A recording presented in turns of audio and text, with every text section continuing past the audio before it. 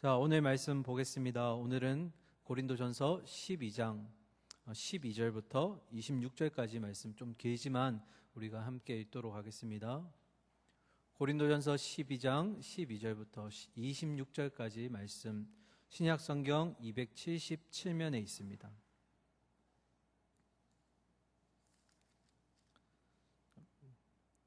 한 절씩 읽고 마지막 구절은 같이 읽겠습니다. 12절 제가 먼저 읽겠습니다. 몸은 하나인데 많은 지체가 있고 몸의 지체가 많으나 한 몸인가 같이 그리스도도 그러하니라.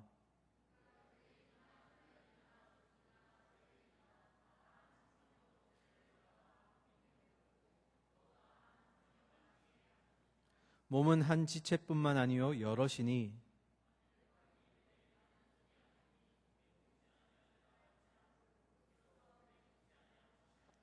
또 귀가 이르되 나는 눈이 아니니 몸에 붙지 아니하였다 할지라도 이로써 몸에 붙지 아니한 것이 아니니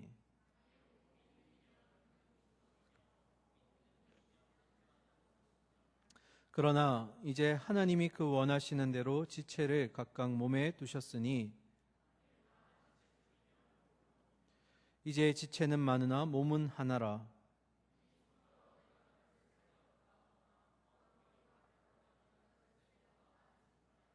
그뿐 아니라 더 약하게 보이는 몸의 지체가 도리어 요긴하고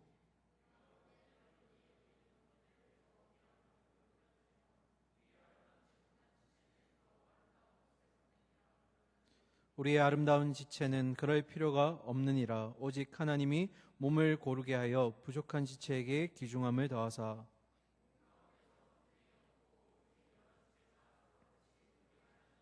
26절입니다.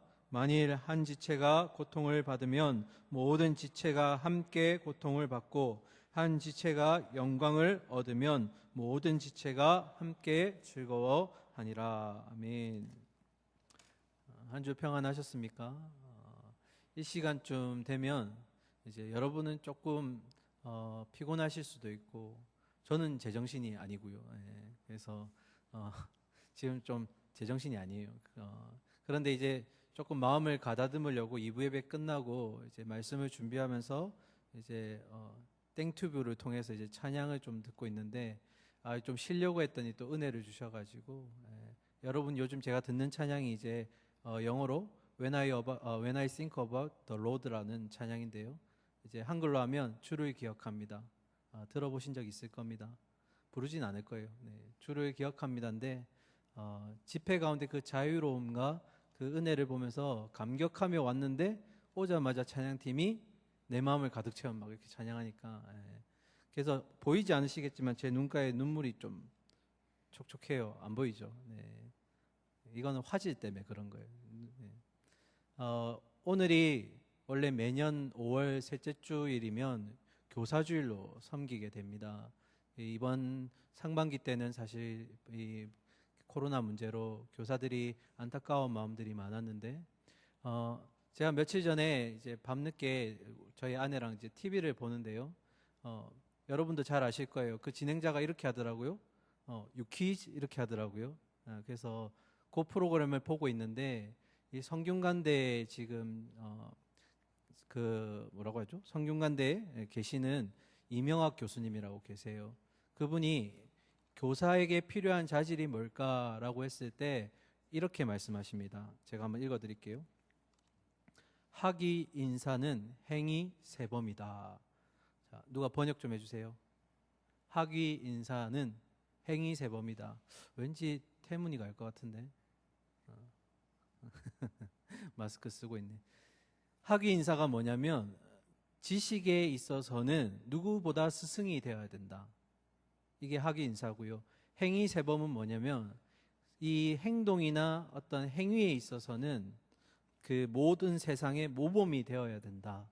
이런 의미예요. 그런데 이어서 교수님이 그런 얘기를 하시더라고요. 지금은 학생들이 궁금한 것이 있으면 교사에게 묻기보다 손이 더 빨리 검색으로 가게 된다. 인터넷이 워낙 좋다 보니 교사들에게 필요한 이 학위 인사는 사실 큰 의미가 없어졌다. 그럼 진짜 교사에게 필요한 게 뭘까?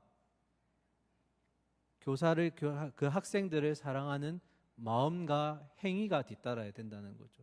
진실한 행위들은 오히려 학생들에게 감동을 주고 변화를 일으킨다. 그 말씀을 좀 들으면서 내가 그리스도인의 어떤 다음 세대 교사로서 이 성경 지식만 전하는 것에 너무 익숙해져 있지는 않은가. 오히려 우리 청년들도 여기 있지만 다음 세대들은 기도하는 모습, 또 영혼을 사랑하는 모습이 오히려 더 많은 영향을 받지 않을까.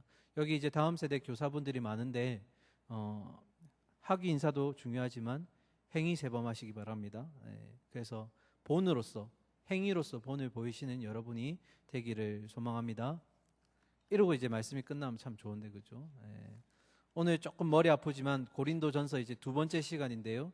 지난번에 조금 머리 아팠던 내용 잠깐 복습하고 지나가겠습니다. 개요에 해당하는 부분이었고요.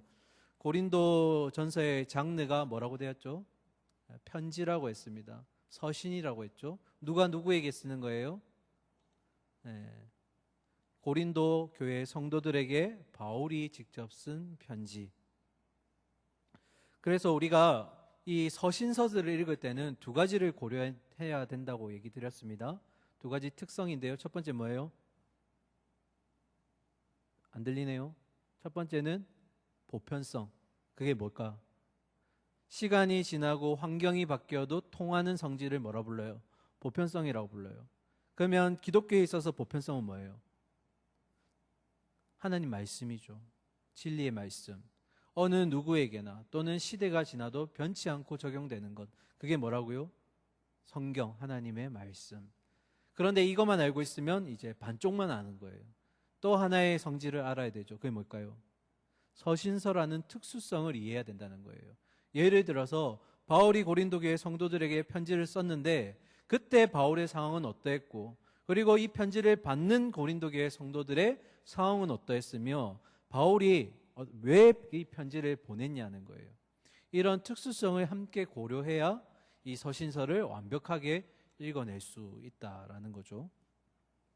자, 다음은 이제 고린도 도시에 대해서 한번 또 되짚어 봅시다. 고린도 시는 이 상업과 무역으로 굉장히 활발한 곳이었어요. 그런데 상업과 무역이 활발하다는 건 이 반대로 생각해 보면 뭐가 지금 많다는 거예요? 우상이 많다라는 거예요. 이 배 타는 사람들이 가지는 그 각종 우상들, 그리고 여기에는 어떤 신전이 있었죠. 어떤 신전? 아프로디테 신전. 거기에 신전 앞에는 약 1000명 가량의 여사제들이 있다고 그랬어요. 이 여사제들이 경건하게 행하던가요? 아니요. 이 신을 기쁘게 해주기 위해서 앞에서 음란한 행위들을 막 벌여요. 그러니까 고린도 시는 어떻게 생각하면 음란함이 몸에 배어있는 도시. 나도 하고 앞집에도 하고 옆집에도 하니까 음란하지 않으면 오히려 이상한 도시예요. 그런 익숙함 가운데 바울이 지금 들어가서 기독교의 복음을 전하는 거예요. 그 부딪힘을 받은 이 고린도 교인들이 얼마나 힘들었겠어요. 자기에게 몸에 익숙한 것들을, 그것도 쾌락들을 내어버리고 그것을 진리로 덧입는다는 게 말이 쉽지, 이게 어렵다라는 거예요. 그런데 그곳에 교회가 세워져요. 교회가 세워지고 열심히 박해 가운데서도 진리가 전해지는 거예요. 이게 이제 고린도시의 특징입니다. 자, 그러면서 제가 이런 얘기 드렸습니다. 고린도 교회에 보낸 편지는 2편이 아니다. 기억나시죠? 몇 편이었어요? 3편이었죠. 처음에 바울이 고린도 교회에 편지를 보낼 때 소식을 듣고 보내게 돼요. 그 소식이 글로에라는 고린도 교회의 한 여성도를 통해서 받게 된 것인데 2가지 문제점이 있었죠. 첫 번째가 지난주에 우리가 보았던 교회 안에 분파가 생기고 분쟁이 일어나더라. 너는 누구 파야? 나는 바울 파야. 너는 누구 파야? 나는 베드로 파야. 너는 누구 파야? 예수 그리스도 파야. 막 이런 식으로 아볼로 파, 이런 식으로 4개가 쫙 나눠지는 거예요. 그런데 처음부터 나눠진 것은 아니에요. 각자 가르침을 받다 보니 다른 사람에게 가르침을 받았고 그것이 서로 생각과 입장이 다르니까 파가 생겨나는 거예요. 자, 그런 소식과 함께 또 하나 들려오는 소식이 바울의 사도직에 대해서 태클을 거는 자들이 거기에도 있더라. 그래서 보낸 편지가 뭐예요? 고린도 전서예요. 그런데 이 고린도전서가 편지가 전해지고 나서 에베소에서 이 편지를 답신을 가지고 온 디모데를 통해서 바울이 편지를 받았는데 내용을 보니 기쁜 소식이에요, 슬픈 소식이에요? 슬픈 소식이에요. 고린도 교회 성도들이 안 받아들인다는 거예요. 태도가 안 바뀌어요.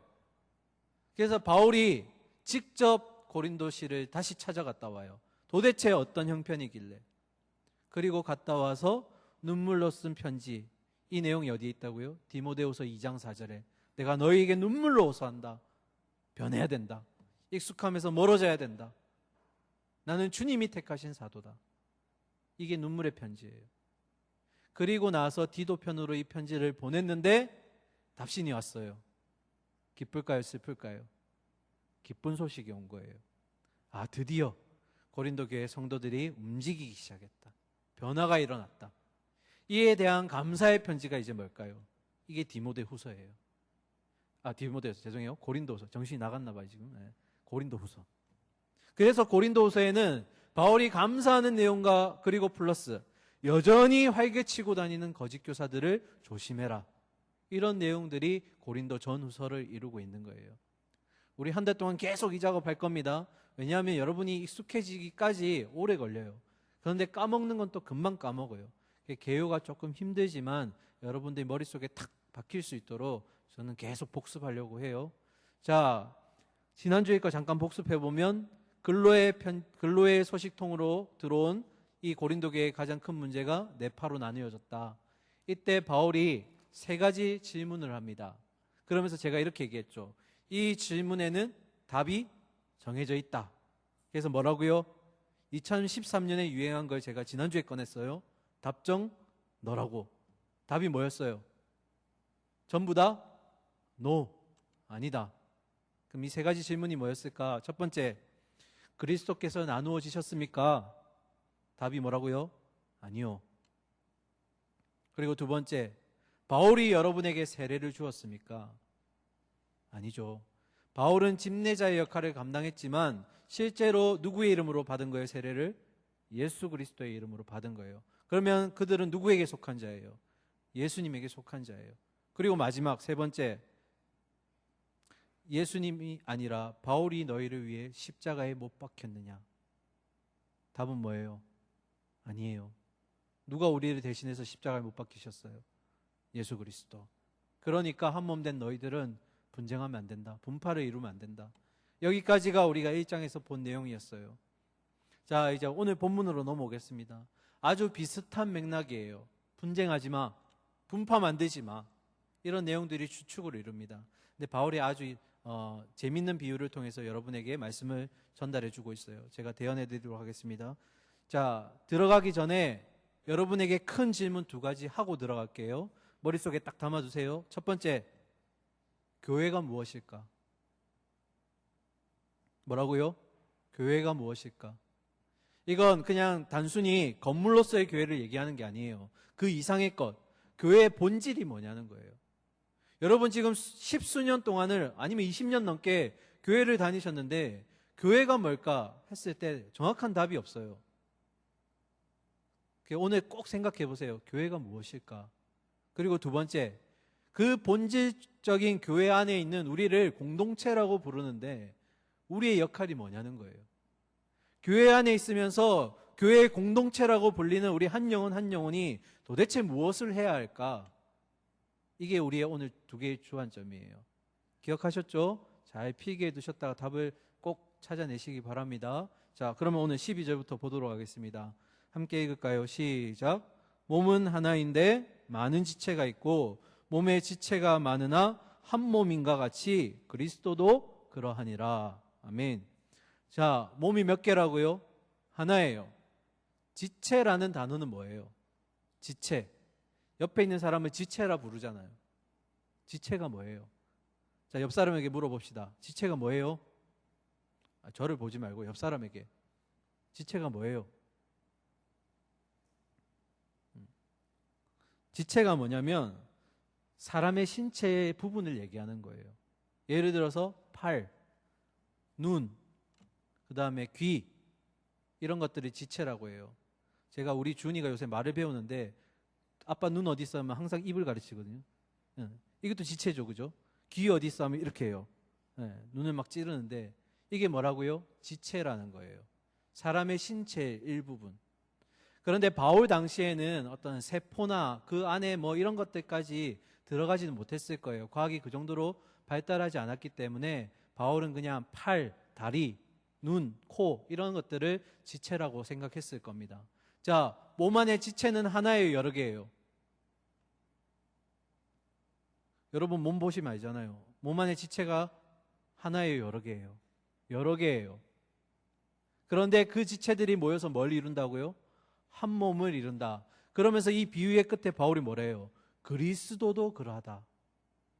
이 비유의 그 원뜻은 뭐예요?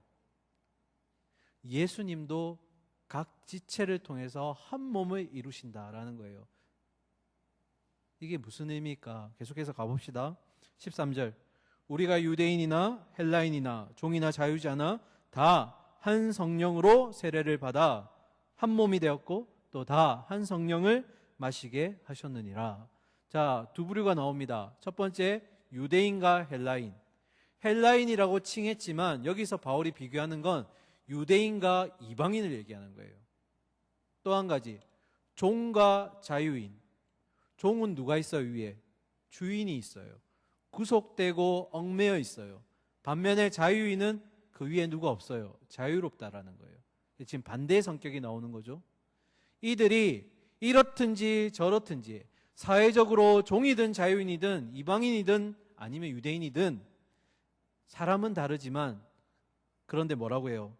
다 한 성령으로 세례를 받았다 돼 있어요. 자, 오늘 주제가 한 몸과 그리고 분쟁이 없는 것에 대한 얘기인데 이 부분이 좀 중요해서 제가 좀 따로 떼서 얘기하려고 합니다. 그게 뭐냐면 성령 세례가 뭐냐는 거예요. 성령으로 세례를 받았다고 되어 있는데 여러분 성령 세례 받으셨어요? 성령 세례에 대한 다양한 해석과 그리고 또 잘못된 해석들로 인해서 이게 헷갈리는 경우가 많아요. 그래서 오늘 좀 본질과 조금 다른 내용이지만 어쨌든 다루고 가겠습니다. 성령 세례가 뭐예요? 결국 제가 대답할 거니까 두 가지. 첫 번째, 성령 세례라는 것은 잘 들어보세요. 예수님을 우리가 믿기로 했어요, 안 했어요? 믿기로 했어요. 그러면 우리는 누구의 몸이 되는 거예요? 그리스도의 몸이 되는 거예요. 그리고 또 한 가지, 고린도후서의 내용처럼 우리가 주님의 성전이 되는 거예요. 성전은 누구를 모시는 거예요? 하나님을 모시는 거예요. 다시 말하면 예수님을 믿기로 했을 때 우리의 몸이 성전이 되었고 그 속에 성령님이 임재하시는 게 뭐라고요? 성령 세례라는 거예요. 그런데 여러분이 가장 많이 헷갈려 하시는 게 뭐냐면 이 구절 때문에 그래요. 사도행전 1장 5절 한번 보여주실까요? 자, 앞에 화면 보고 같이 읽겠습니다.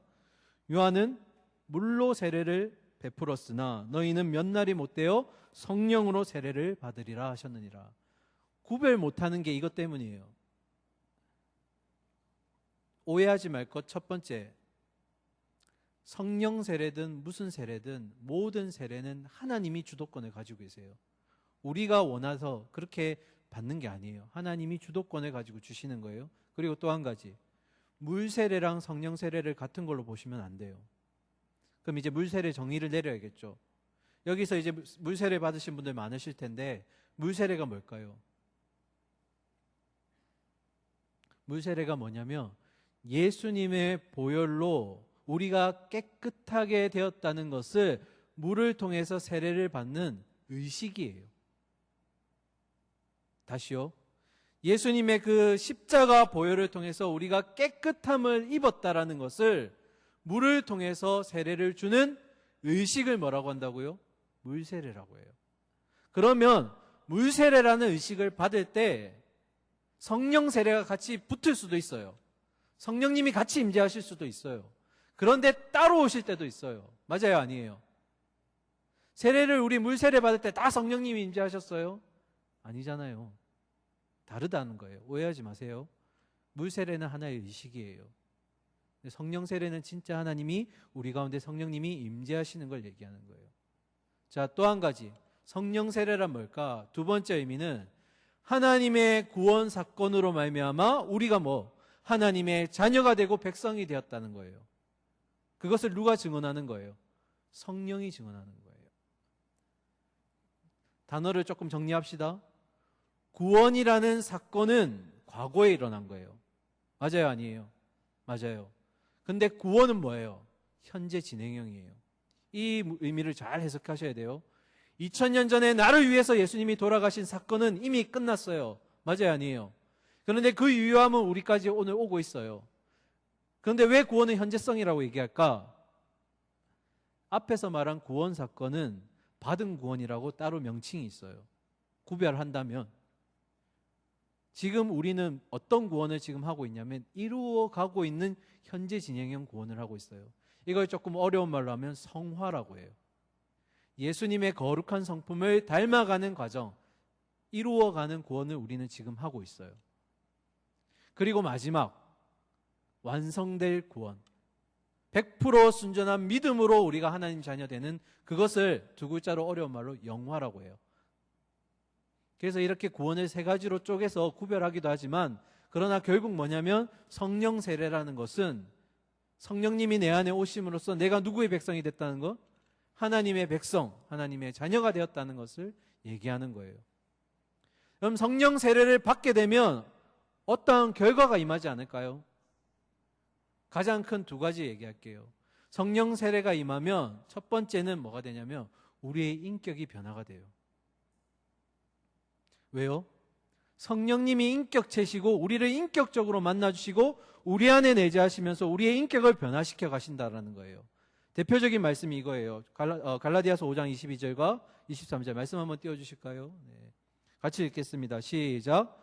오직 성령의 열매는 사랑과 희락과 화평과 오래 참음과 자비와 양선과 충성과 온유와 절제니 이 같은 것을 금지할 법이 없느니라. 아멘. 이게 뭐예요? 성령 세례를 통해서 구원을 받은 백성들의 삶 가운데 나타나는 열매들이에요. 그런데 참 재밌는 건 이 열매라고 얘기했을 때 이게 단수형이에요. 지금 막 많은 것을 나열했잖아요. 그런데 성령의 열매라는 그 자체는 단수형으로 나와요. 이게 무슨 의미냐면 구원받은 백성에게서 나오는 열매들은 사랑만 있고 희락은 없고 화평은 있는데 오래 참음 없고 이런 게 없다는 거예요. 우리의 삶 가운데 이 9가지 열매들이 어떻게 해요? 복합적으로 다 일어난다는 거예요. 눈에서 자꾸 물음표가 나오는데 정리를 해볼게요. 성령의 9가지 열매는 성령이 통해서 세례를 받은 우리가 구원의 결과로 나오는 열매들이에요. 이것이 안 지켜진다고 해서 구원을 뺏기거나 그런 건 없어요. 아시겠죠? 그래서 이런 9가지 열매들이 우리 삶을 이루어가면서 우리의 인격을 어떻게 해요? 예수 그리스도를 닮아가게 만든다라는 거예요. 이게 성령 세례의 결과예요. 그리고 두 번째, 성령 세례의 결과 두 번째는 하나님이 우리가 일할 수 있도록 특별한 은사를 주신다라는 거예요. 능력을 주신다라는 거예요. 우리 익숙한 말씀 한번 찾아봅시다. 사도행전 1장 8절인데요. 화면 보고 같이 읽겠습니다. 시작. 오직 성령이 너희에게 임하시면 너희가 권능을 받고 예루살렘과 온 유대와 사마리아 땅끝까지 이르러 내 증인이 되리라 하시리라. 아멘. 보통 이 다른 설교나 목회자들을 보면 이 말씀을 주로 선교하는데 많이 주제로 쓰시는데 이 말씀 구절에서 중요한 건 예루살렘과 온 유대와 사마리아가 아니에요. 어디예요? 앞구절이에요. 앞구절. 오직 성령이 너희에게 임하시면 너희가 뭘 받는다고요? 권능을 받는다. 누가 주시는? 성령 하나님이 주시는 권능을 받는다는 거예요. 그 권능으로 말미암아 그곳으로 나아가서 증인이 된다는 거예요. 자꾸 뒤에다가 포인트를 주니까 선교로 가는 거예요. 그 이전에 앞을 봐야죠. 하나님을 믿는 자에게 성령 세례가 임하면 그 결과 뭐가 온다고요? 하나님의 능력이 임한다고요. 그게 뭐라고요? 은사예요, 은사. 그래서 은사라는 것은 과거형이 될 수도 있고 현재형이 될 수도 있어요. 왜? 왜 그럴까? 우리가 하나님의 일을 한 가지만 하는 게 아니라 어쩔 때는 찬양을 하기도 하고 어쩔 때는 임원으로 섬기기도 하고 또 각자 삶 가운데서 빛과 소금의 역할을 감당해요. 각자 주신 소명대로 살아가는 거예요. 그러면 그 일을 할 때마다 하나님이 뭐 주시는 거예요? 능력을 주시는 거예요. 내가 찬양팀을 하다가 내려놓게 되면 찬양에 대한 은사를 더 이상 주시지 않을 때도 있어요. 그럼 과거형이 되는 거예요. 대신에 새롭게 무언가를 한다면 하나님이 부어주신다는 거예요. 헷갈리지 마세요. 성령 세례. 이걸 자꾸 체험과 어떤 그런 것들로 이해하는데 아닙니다. 그럼 한 가지만 더 정의하고 마무리합시다. 성령 충만함이 뭐예요? 성령 충만하길 원합니다. 우리가 기도하잖아요. 성령 충만이 뭐예요? 막 굿하다가 뭐 내려오는 그런 걸 얘기하는 거예요? 여기서 말하는 성령 충만함은 뭐냐면 우리 안에 누가 계시다고요? 몸된 성전 안에 성령이 거하세요. 그 성령의 조명을 받아 따라가는 삶을 성령 충만이라고 얘기하는 거예요. 내 생각이 있어요. 내 의지가 있고 또 내 행동들이 경험들이 있어요. 그런데 그것에 앞서가지 않고 뭐라고요? 성령의 이끄심대로 살아가는 것. 그것에 순종하며 살아가는 그걸 다름 아닌 성령 충만이래요. 그러면 성령 충만은 일회성이에요? 아니면 계속될 수 있는 거예요? 계속될 수 있는 거예요. 그래서 우리 찬양 중에 이런 찬양이 있잖아요. 주님보다 앞서지 않고. 그게 뭐예요? 내가 할 수 있는 일임에도 불구하고 성령의 어떤 부르심과 도움을 구하는 거예요. 지혜를 구하는 거예요. 사랑하는 우리 청년 여러분, 성령 충만하십시오. 성령의 이끄심대로 따라가시고 그 성령을 통해서 여러분이 몸된 교회가 되기를 소망합니다.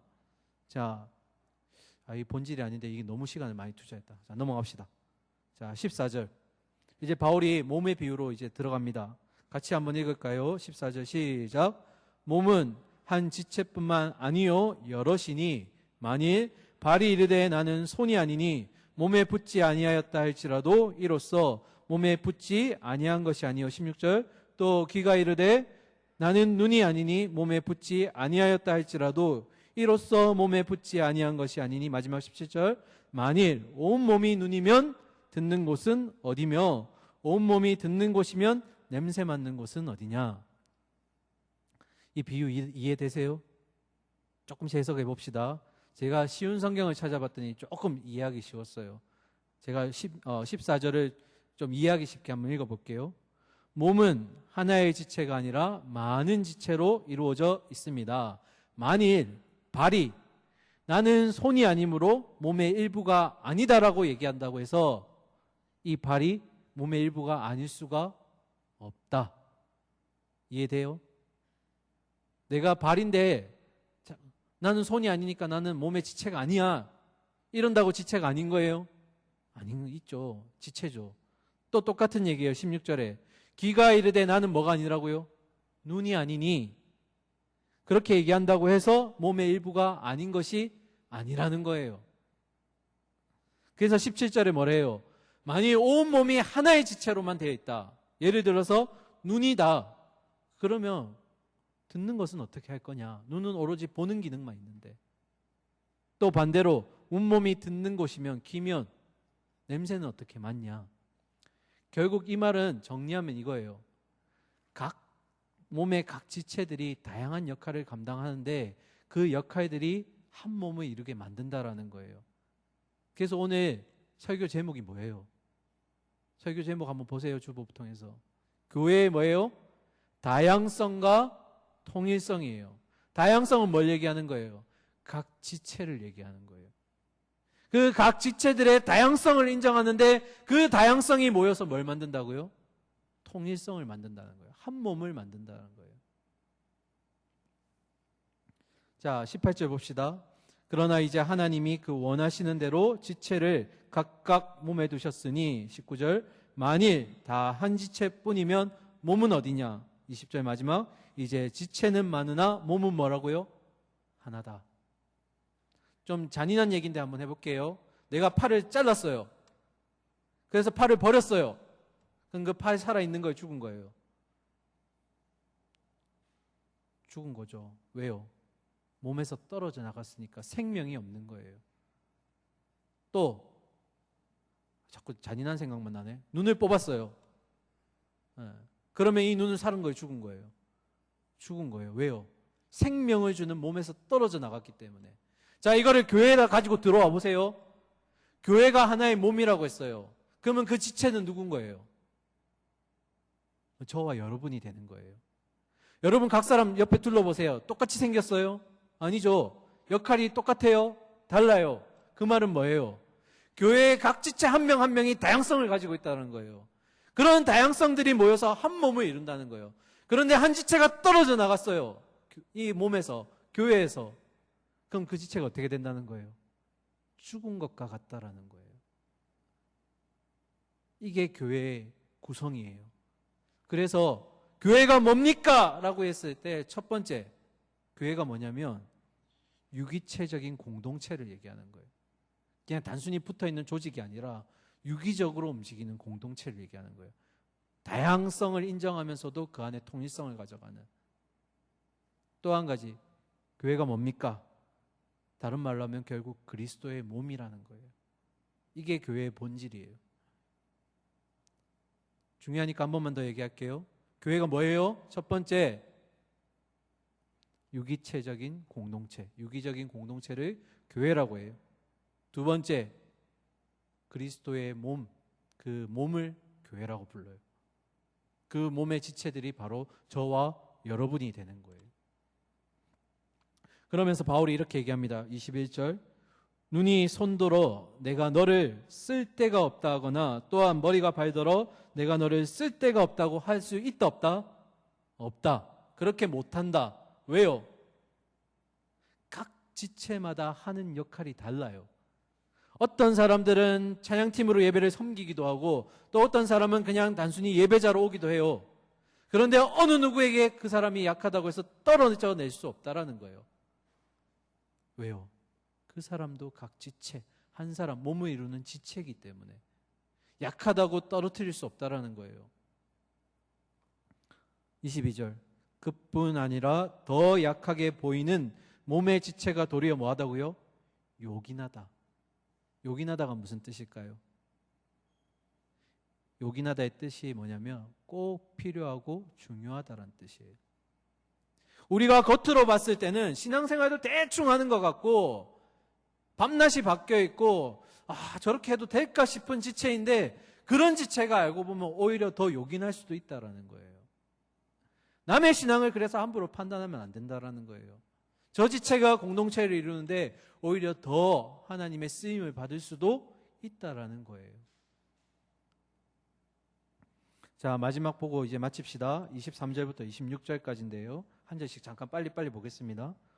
23절, 우리가 몸에 덜 귀히 여기는 그것들을 더욱 귀한 것들로 뭐 한다고요? 입혀주며. 우리의 아름답지 못한 지체는 더욱 아름다운 것을 얻느니라. 무슨 말이에요? 지체 중에 연약한 지체가 있을 때 조금 더 좀 왕성하고 또 강한 지체들이 어떻게 해요? 약한 지체를 덮어주는 거예요. 위로해주고 격려해주는 거예요. 그래서 한 몸을 이루고 가는 거예요. 같은 말을 24절에 또 합니다. 우리의 아름다운 지체는 그럴 필요가 없다. 아름다워졌기 때문에 오직 하나님의 몸을 고르게 하여 부족한 지체에게 뭐 한다고요? 귀중함을 더한다. 그러니까 내 옆에 있는 지체가 연약해 보이거나 어려워 보일 때 외면하는 게 교회 공동체가 아니라는 거예요. 어떻게 해요? 감싸 안아줄 수 있어야 된다라는 거예요. 그렇게 하면 어떻게 될까? 우리 25절 뛰어넘고 26절 먼저 봅시다. 26절 같이 읽을까요? 시작. 만일 한 지체가 고통을 받으면 모든 지체가 함께 뭘 받는다고요? 고통을 받고 한 지체가 영광을 얻으면 모든 지체가 뭐 한다고요? 즐거워하느니라.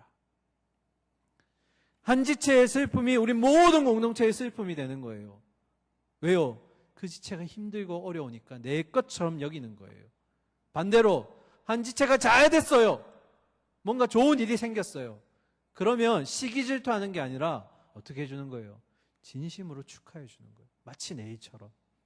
그게 뭐 하는 역할이에요? 지체들의 한 몸 된 역할이에요. 결국 이것을 통해서 바울이 뭘 얘기하려고 하는가? 그게 25절이에요. 25절 같이 읽읍시다. 시작. 몸 가운데서 분쟁이 없고 오직 여러 지체가 서로 같이 뭐 하셨다고요? 돌보게 하셨느니라. 뭐가 없다고요? 분쟁이 없다. 그리고 여러 지체가 어떻게 해요? 같이 돌본다. 이게 뭐예요? 교회, 한 몸 된 그리스도의 공동체라는 거예요. 바울이 지금 줄기차게 얘기하고 있는 게 뭐예요? 우리가 좀 많이 뛰어넘었지만 1장에서도 분쟁하지 마라. 그리고 오늘 보는 12장에서도 분쟁하지 말라. 왜요? 왜? 교회는 하나의 그리스도의 몸이기 때문에 연약한 지체든 강한 지체든 우리는 몸된 교회 지체라는 거예요. 두 가지 이제 스스로에게 질문할 수 있는 그리고 대답할 수 있는 시간을 좀 가지고 마치겠습니다. 여러분에게 이제 질문하는 거예요. 첫 번째, 그리스도의 몸에 속하는 우리 동부교회 진솔과 코람데오 청년부는 어떤 모습인가? 자, 우리 공동체를 두고 이제 평가하는 거예요. 진솔 여러분, 여러분의 공동체가 정말 한 몸으로 이루어가고 있나요? 코람데오 여러분, 지금 우리의 영혼의 목록 중에서 빠진 사람 없어요? 내가 미워하는 지체 없어요? 한 몸을 이루지 못하는 거 아닌가요? 점검해 봐야 돼요. 그러면서 한 가지 더 추가로 이 공동체는 리더들에서 중심으로 움직이는 교회인가? 아니면 한 영혼 한 영혼에게 포커스를 맞추고 그 영혼들을 통해서 이루어가는 공동체인가? 오늘날 많은 교회들이 리더 중심으로 움직여가요. 10%의 일꾼들만 일하고 있어요. 아니 이제는 10%도 많다 그래요. 그런데 그 10%가 감당한 역할이 과부하예요. 한 사람이 5가지, 6가지 임무를 맡아야 돼요. 잘못되는 거예요.